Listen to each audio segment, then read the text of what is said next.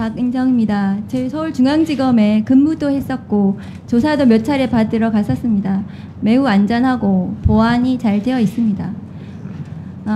윤석열, 김건희 공동정권의 국정농단 관련 논란이 계속되고 있습니다. 최혜병 순직 수사외압 사건과 유사한 경찰판 대통령실 수사외압 사건이 폭로가 되고 있습니다. 오늘 백혜룡 경정이 공수처에 출석하면서 이장패천, 손바닥으로 하늘을 가릴 수 없다고 말하고 갔습니다.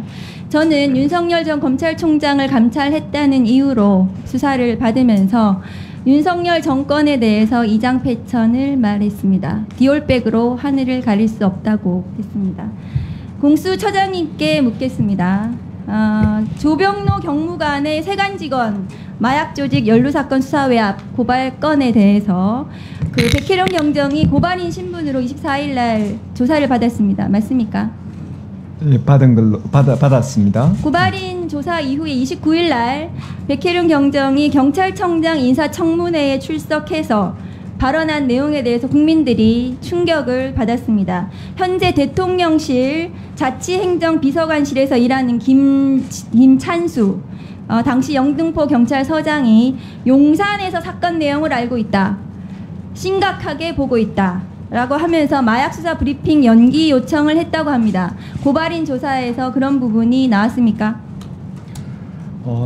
그 경찰관이 청문회에 나와서 그런 발언한 것은 언론을 통해서 알고 있는데 지금 그 고발인 조사에서 구체적으로 어떤 진술이 나왔는지는 제가 좀 이 자리에서 다 밝히기는 좀 곤란한 그런 상황입니다.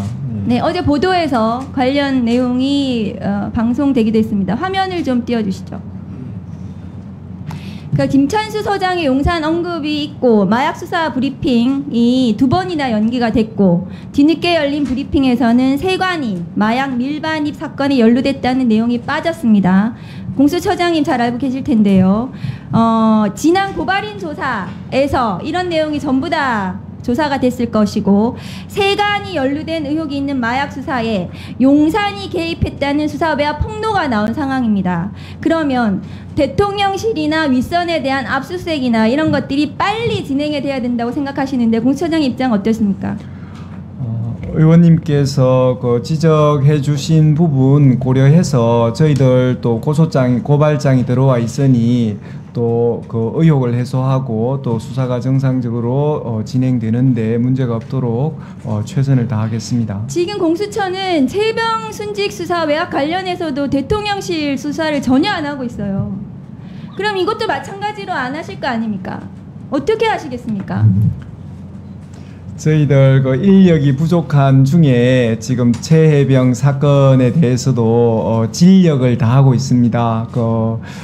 좀 외부에서 보기에는 좀 부족해 보이지만 최선을 다하고 있다는 말씀을 올립니다. 이 사건은 최혜병 순직 수사 외압과 매우 닮아있는 사건입니다. 그래서 국민들이 이 사건에 대해서도 분노를 하고 있습니다. 사건 초기만 하더라도 지금 보신 바와 같이 마약 수사를 성공적으로 하고 있다고 칭찬을 받았던 사건입니다. 그런데 9월 20일 지금 대통령실에 가 있는 김찬수 서장이 용산 한마디로 모든 게 지금 바뀐 상황이거든요. 용산이 언급되고 보름 뒤에 백혜룡 수사팀장은 지휘 라인에도 없고 일면식도 없었던 조병로 현 수원 남부경찰서장으로부터 수사를 무마해달라는 조병로 경무관과 당시 관세청장 서울경찰청장을 고발을 했고 그 건에 대해서 공수처에서 지금 수사가 진행 중인 것입니다. 맞습니까? 의원님께서 그 지적하시듯이 이 고발장이 진실이라면 그런 어떤 여러 가지 문제점이 있는 그 중요한 점을 내포하는 사건이라고 생각합니다. 그런 지적과 관련해서 또 의혹이 없도록 최선을 다하겠습니다. 지금 경찰에서도 이 조병로 경무관의 수사 외압 의혹이 문제가 있다고 보고 인사혁신처에 징계를 요청을 했어요. 그런데 인사혁신처의 판단이 달랐습니다. 다음 화면 보여주시죠. 조병로 경무관은 2024년 인사위원회에 회부된 경찰 중에 유일하게 불문, 즉 책임을 묻지 않는다는 처분을 받았습니다. 전체 공무원으로 봐도 불문의 의결 비율은 5.9%이고 조병로 경무관은 5.9%의 확률을 뚫어낸 것으로 보입니다. 일선 수사팀장에게 용산을 언급한 압박이 들어가고 조병로 경무관의 수사 외압 이후의 상황은 더욱 참담해졌던 것으로 보입니다. 조병로 경무관의 통화 이후에 영등포서에서 훌륭하게 칭찬을 받았던 마약 수사는 서울경찰청 마약수사대로 이첩이 되었고 마약수사 최종 브리핑에서 결국 세관 연루 사실은 빠졌습니다. 수사 외압 이후 용산을 처음 언급했던 김모 영등포 경찰서장은 진짜 용산으로 대통령실로 근무지를 옮겼고 이 백혜령 사건을 총괄했던 서울경찰청 수사부장은 1년 만에 경무관에서 치안정감으로 2계급 승진하면서 영전했습니다. 절차와 원칙대로 수사를 진행했던 백혜령 경정은 어떻게 됐습니까? 일선 지구대장으로 좌천이 됐습니다. 문제는 직접적인 수사 외압을 행사했다는 의혹을 받는 조병로 경무관이 최혜병 순직 사건 은폐 관련 임성근 사단장 구명 로비 의혹의 중심에 있는 일명 멋쟁 해병 단톡방의 인물과도 강하게 연결된다는 점입니다. 화면을 보시면 멋쟁 해병 단톡방에 있던 현직 경찰인 최모 경위는 조병로 경무관의 부속실장으로 일했던 매우 가까운 사이입니다. 도이치모터스 주가 조작 사건의 핵심 인물 이종호가 직접 조병로 경무관의 승진을 언급하기도 했습니다. 공수처장이 이 내용을 잘 알고 계셔야 될 것입니다. 이번 사건은 단순히 경찰 내부의 수사 외압 사건이 아니고 9월 20일 김찬수 서장이 용산을 언급하고 나서 수사가 이첩이 되고 마약 수사의 핵심 수사 대상이었던 세관이 언론 브리핑에서 빠졌습니다. 그러면 이 백필용 경정의 조병로 경무관 고발건은 수사 외압, 인사청탁 의혹, 징계 무마 의혹이 함께 같이 있는 국정농단의 일면입니다. 공수처에서 이 부분에 대해서는 신속하게 대통령실에 대한 수사가 이루어져야 된다고 생각합니다. 어떻게 생각하십니까? 네, 발언 시간이 끝났습니다. 추가로 답변해도 되겠습니까, 위원장님? 네, 이런 절차를 밟으란 얘기입니다. 네, 발언하세요. 1분간 발언하세요.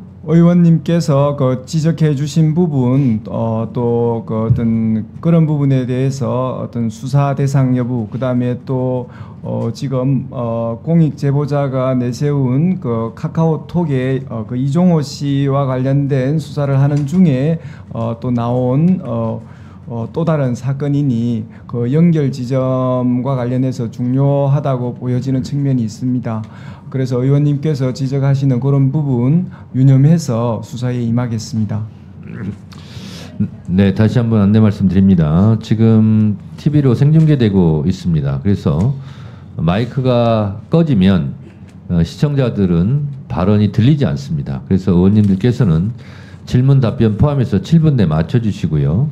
그리고 시간 내에 맞춰주는 것도 실력입니다. 그래서 마이크가 꺼진 상태에서 계속 발언하다 보면 국민들에게 좋은 이미지는 주지 못합니다. 그래서 7분 되면 다음 기회를 노리시고 발언은 일단 중지해 주시기 바랍니다. 다음은 이건태 의원님 질의해 주시기 바랍니다. 예, 부천시 병 출신 이건태 의원입니다. 법무부 장관님께 마이크 좀 가까이